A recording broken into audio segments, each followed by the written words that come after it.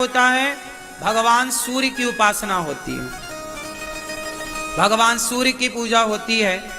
बिहार में और यूपी में ये पर्व बहुत धूमधाम से मनाया जाता है। भारत के कुछ हिस्सों में बहुत अच्छे से ये मनाया जाता है। ये पूजा है भगवान सूर्य की। संतान सुखी रहे, संतान हो, इसके लिए छठ पर्व मनाया जाता है।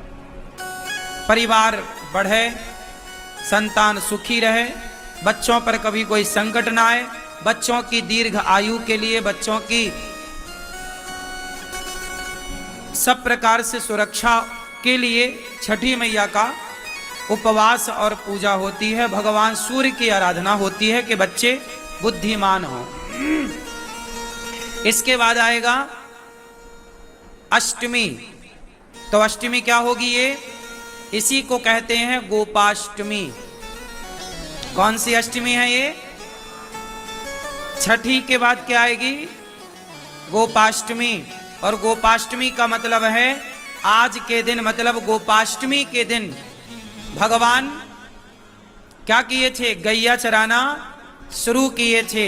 इसलिए गोपाष्टमी में, इस कार्तिक में भगवान ने गाय चराना स्टार्ट किया। इसलिए गोपाष्टमी और इस कार्तिक के माह में गौदान की भी बड़ी महिमा है। गोपाष्टमी में गाय को चारा, गाय की सेवा, गाय को पूजा, भगवान सब प्रकार से गाय की सेवा करते हैं, आप भी करिए।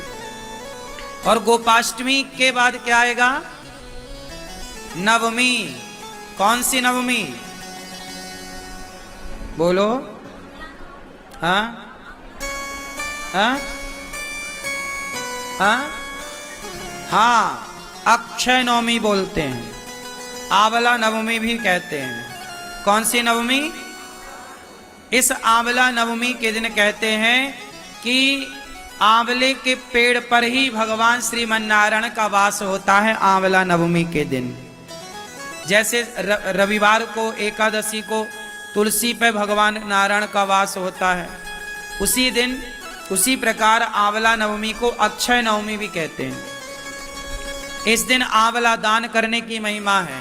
इस दिन आंवले के पेड़ के नीचे बढ़िया भोजन प्रसादी बना करके वहाँ पाने की, भोजन करने की, भोजन कराने की बड़ी महिमा है।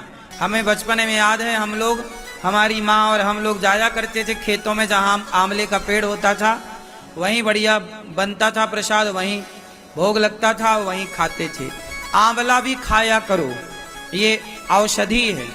तो अक्षय नवमी कहते हैं, अक्षय नवमी के दिन किया गया कोई भी पुण्य अक्षय फलदायी होता, उसका कभी क्षय नहीं होता।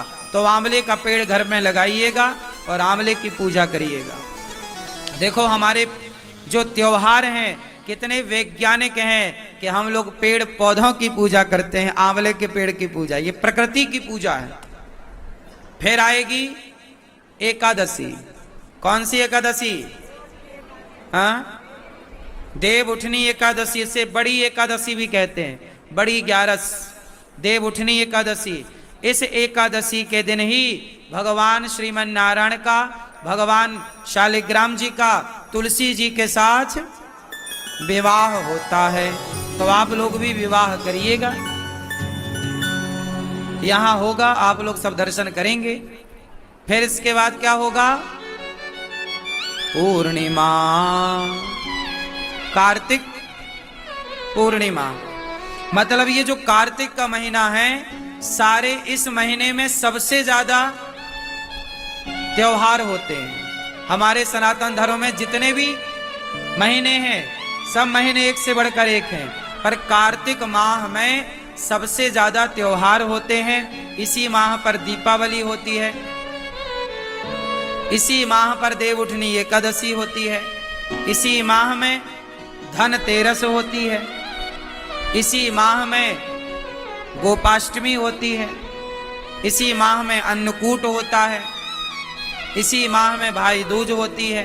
तो एक माह में इतने सारे पर्व, इतने सारे त्योहार। यदि ये सवाल कोई आपसे पूछे कि हिंदू धर्म में, सनातन संस्कृति में वो कौन सा महीना है जिस महीने में सबसे ज्यादा त्योहार होते हैं, तो आप कह सकते हैं कि कार्तिक का माह है वो।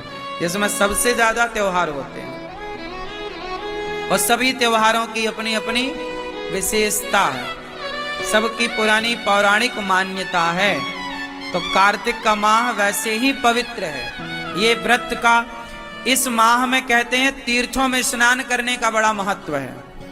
आप लोग वृंदावन में हो तो यमुना जी ही स्नान करने जाया करो। क्यों? कहते हैं कि इस माह में ही एक राक्षस ने वेदों को जल में छिपाया था। कहते हैं कि कार्तिक माह में वेदों का वास जल में होता है। कहाँ होता है? वेदों का वास कहाँ होता है? तीर्थों में, नदियों में। जितने हमारे तीर्थ नदियां हैं, जलाशय हैं, उनमें वेदों का वास होता है। इस महीने में वेद जल में शयन करते हैं, जल में वास करते हैं।